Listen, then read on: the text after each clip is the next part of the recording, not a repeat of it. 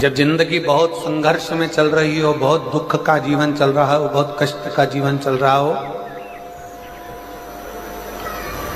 बहुत कष्टमय जीवन चल रहा हो, तब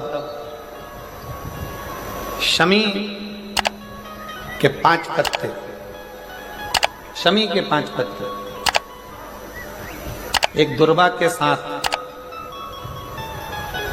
एक अक्षत चावल का एक दाना, वो भी हल्दी में भिंगोया हुआ हो या केसर में भिंगोया हुआ हो,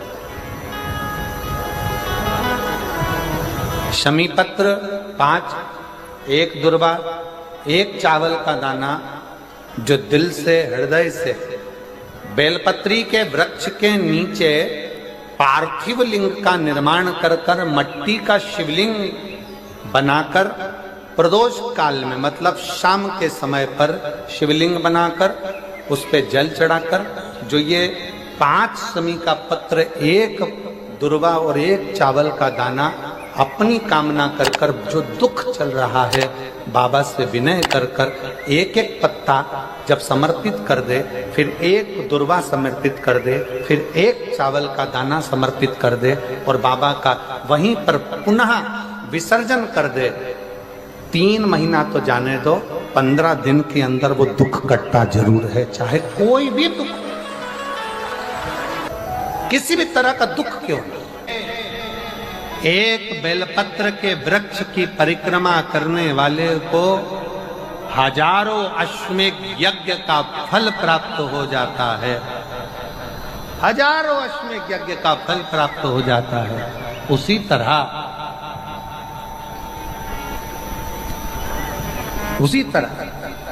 एक पार्थिव लिंग का निर्माण करने वाले को, मिट्टी का शिवलिंग का निर्माण कर कर पूजन करने वालों को 12 ज्योतिर्लिंग के शिवलिंग के दर्शन का पुण्य फल प्राप्त। बहुत ध्यान लगाकर सुनिएगा। एक बेलपत्री और उस बेलपत्री में एक चंदन की बिंदी और एक अक्षत का दाना मात्र रखकर भी अगर शिवालय पर चढ़ा दी जाती है,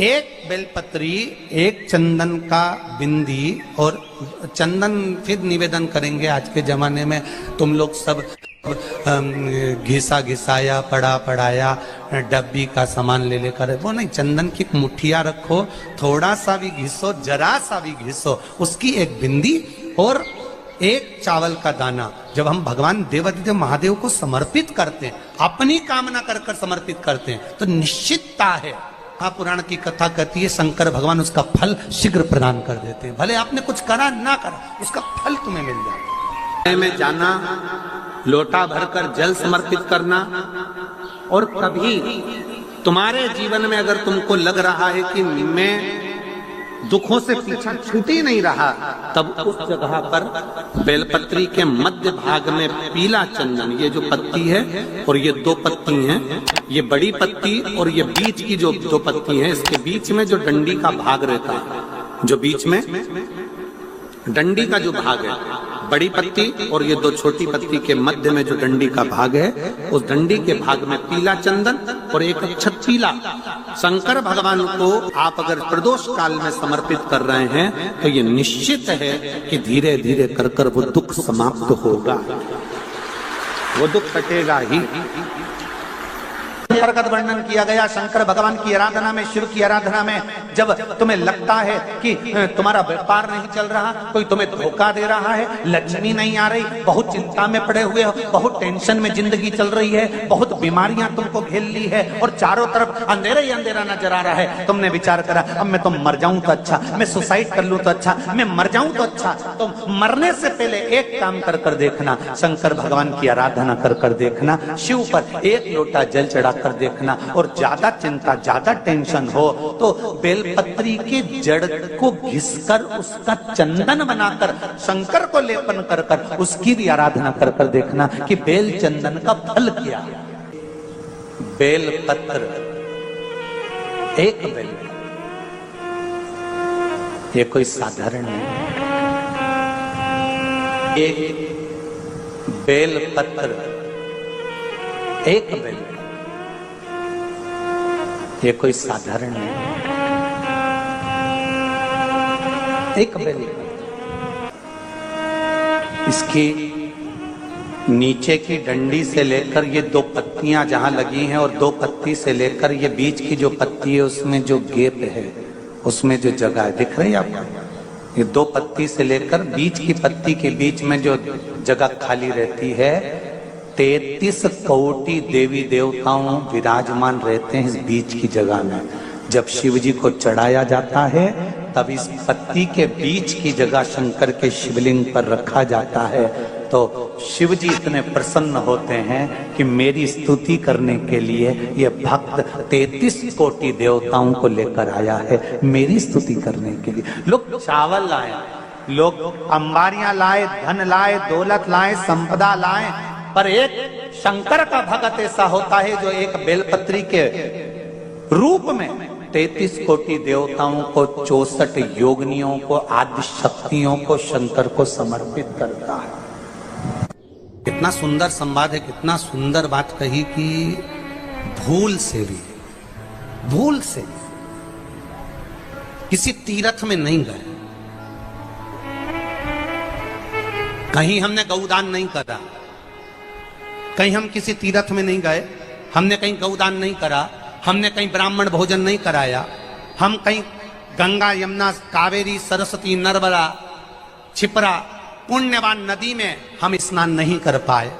शिव महापुराण की कथा कहती है भूलवश भी अगर पिपलेश्वर या बटकेश्वर किसी शिवालय पर भूल से भी अगर एक लोटा जल चढ़ जाता है तो देव अधिदेव महादेव सारे तीर्थों का फल अपने आप प्रदान कर देते हैं। भूल से भी चढ़,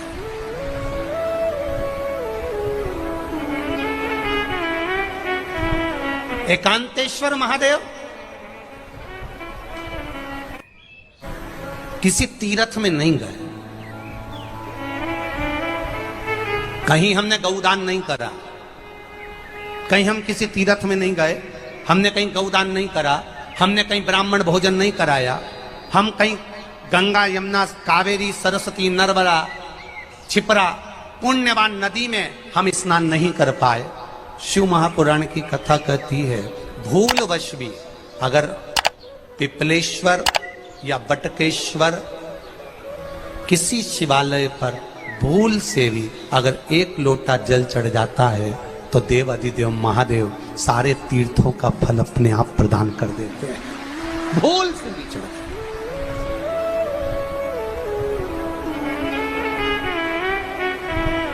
एकांतेश्वर महादेव जो कि एकांत में बैठा हुआ है, एकांतेश्वर महादेव अकेला बैठा है अलमस्त होकर। आप जा रहे हो गाड़ी लेकर, आप 4 व्हीलर गाड़ी में जा रहे हो, ट्रैक्टर में जा रहे हो, ट्राली में बैठकर जा रहे हो, क्रूजर में बैठकर जा रहे हो, 2 व्हीलर गाड़ी में बैठकर जा रहे हो, और एकांतेश्वर महादेव का मंदिर दिख गया, कोई एकांत में, भले उसका नाम नहीं मालूम तुमको कि कौन सा महादेव, और अकेला बैठा है जंगल में, वृक्ष की छांव में, एक ओटले पर, कोई दीवार नहीं, कोई जाली नहीं, कोई गेट नहीं, कुछ भी नहीं। ये शिव मंदिर में जाकर एक लोटा जल समर्पित करती थी, और शास्त्र कहता है कि शंकर के मंदिर में अगर एक लोटा जल कोई एक परिवार का व्यक्ति भी समर्पित कर रहा है तो समझ लेना कि वो अपनी 71 पीढ़ी को पार लगा रहा है। वो अकेला नहीं, 71 पीढ़ी को पार लगा रहा है। शिव महापुराण की कथा कहती है जब बच्चा गर्भ में आता है, माता के गर्भ में जब संतान आती है और माता के गर्भ में जब संतान रहती है, उस 9 महीने में स्त्री नारी अगर कहीं शंकर के मंदिर के सामने से निकल जाए, या शिवालय का जल स्त्री को मिला हो, या शंकर भगवान का कोई प्रसाद, या शंकर भगवान का कोई नाम जाप, या शंकर भगवान का कोई मंत्र जाप उस स्त्री के कानों में पहुंच जाए, तो जो गर्भ में बच्चा होता है वो बच्चा शंकर की कथा तक या शिवालय तक उसको बिना बोले ही वो अपने आप चला ही जाता है, पहुंच ही जाता है। उस गर्भ में रहने वाले बच्चे को भगवान शंकर के मंदिर के सामने से भी कोई गर्भवती स्त्री निकल कर चली जाती है तो उसका भी फल उसको प्राप्त हो जाता है। उसका भी फल उसको प्राप्त हो जाता,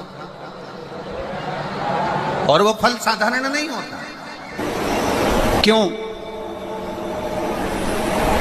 बेलपत्री को जब भी चढ़ाया जाता है तो पीछे की डंडी पकड़कर नहीं चढ़ाया जाता। बेलपत्री को चढ़ाने के लिए मध्य भाग को, जैसे यह बेलपत्र होता है तो इसका मध्य की जो डंडी होती है, मध्य भाग होता है बेलपत्री का, तब मध्य भाग को पकड़कर हम भगवान शंकर को बेलपत्र समर्पित करते हैं। कोई भी बेलपत्र ऐसे नहीं चढ़ाता कि डंडी पकड़ के चढ़ा दिया, फिर पीछे की डंडी पकड़ के चढ़ा दिया, फिर पीछे की डंडी पकड़ के चढ़ा दिया, फिर डंडी पकड़ा, फिर चढ़ा दिया ना। मेरे देवादिदेव महादेव को जब भी बेलपत्र चढ़ाया जाता है तो मध्य भाग, पीछे की डंडी पकड़कर नहीं, मध्य भाग से भगवान शंकर को बेलपत्र समर्पित किया जाता। मध्य भाग से जब भी पकड़ेंगे तो मध्य भाग को पकड़कर बेलपत्र समर्पित करेंगे। क्यों?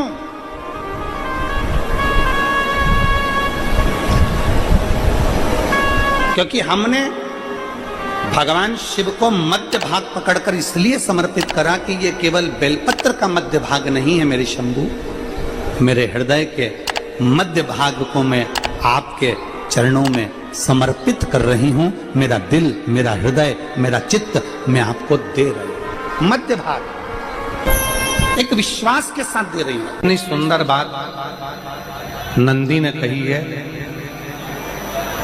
नंदी ने ये बात जो कही वो वास्तव में बड़ी सुंदर है कि मान लो यदि कोई कार्य तुम्हारा हो नहीं रहा और पूरी दुनिया में तुमने कर कर देख लिया, बहुत प्रयास कर कर देख लिया, तो भी वो कार्य अगर तुम्हारा नहीं होता, तो फिर एक काम करो कि शिव की स्तुति करो, शंकर की स्तुति, शंकर का गुणगान, शंकर की भक्ति, शंकर का स्मरण।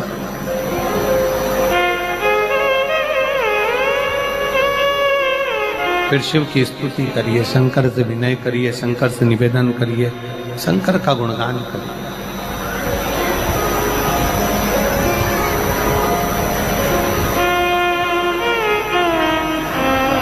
पर भगवान की भक्ति होती कब? जितने आस्था चैनल पर कथा सुन रहे हैं, जितने फेसबुक यूट्यूब पर कथा सुन रहे हैं, जितने पंडाल में बैठकर शिव भक्त कथा को रसपान कर रहे हैं, उनसे निवेदन करूंगा कि शंकर की भक्ति होती कब है, शंकर का स्मरण कब होता है, शंकर की भक्ति कब होती है, शंकर की कथा सुनने में मन कब लग सकता है? जब अपने भीतर की अभिमत्ता, अपने भीतर का अहम, अपने भीतर का अहंकार, अपने भीतर की आसक्ति, अपने भीतर का काम, अपने भीतर की तृष्णा जब दूर हो जाए तो समझो कि आप शिव में मन लगा बैठे। कितने सारे लोग बैठे हैं यहाँ पर कथा में, सब पंडालों के अंदर लोग शिव भक्त बैठे हुए हैं। कई लोग ऐसे भी होंगे जिनका आकर बैठ तो गए पर दिल नहीं लगता। दो जल व्यक्ति के जीवन को बदलते। कितने जल? जम के बोलो जरा। दो जल। एक देवादिदेव महादेव के लिए भरा गया 1 लोटा जल, और दूसरा है स्वयं के लिए भरा गया 1 लोटा जल। यहाँ पर अगर बुजुर्ग मेरी माताएं बैठी होंगी, मेरी जीजियां बैठी हैं, मेरे जीजा बैठे हैं, बुजुर्ग जितनी माताएं बैठी हैं, वो पुराने समय का अगर लेख उठाकर देखेंगे तो पुराने समय के लोग भोजन करने बैठते थे ना, तो भोजन करने से पहले अपने पानी के लोटे को भरकर, अपना गिलास भरकर बैठते थे। किसी ने देखा है कि नहीं देखा? जम के बोलो जरा, देखा है आप लोगों ने? पुराने समय के लोग जब भोजन करने बैठते थे, पुराने समय के लोग जब भोजन करने बैठते थे तो अपना पानी का गिलास, अपना पानी का लोटा पहले भरकर आसन लग जाता था। बहू आसन लगा देती थी, बहू खाना बना देती थी, घर की पत्नी खाना बना देती थी, भोजन बना देती थी, घर के लोग भोजन दे देते थे। थाली कोई भी लगा कर ला कर दे, थाली कोई सजा कर ला कर दे, पर घर का जो व्यक्ति खाना खाने बैठता था, भोजन करने बैठता था, वो अपना पानी स्वयं भर कर बैठता।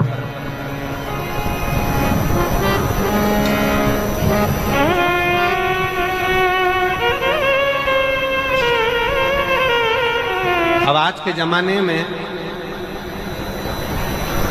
दुनिया के लोग कहते हैं मैं दुकान चला रहा हूं, दुनिया के लोग कहते हैं मैं घर चला रहा हूं, दुनिया के लोग कहते हैं मैं ये कर रहा हूं। तुम अपना खुद का पानी भरकर तो बैठ नहीं रहे और कह रहे हो कि घर चला रहा हूं। स्वयं का एक गिलास पानी व्यक्ति नहीं भर पा रहा। कितना सुंदर कहा है महाराज जी, बहुत सावधानी से सुनिएगा। दो जगह का जल व्यक्ति के जीवन को बदल देता है। एक शिव के लिए भरा गया जल और दूसरा स्वयं के लिए भरा गया जल। स्वयं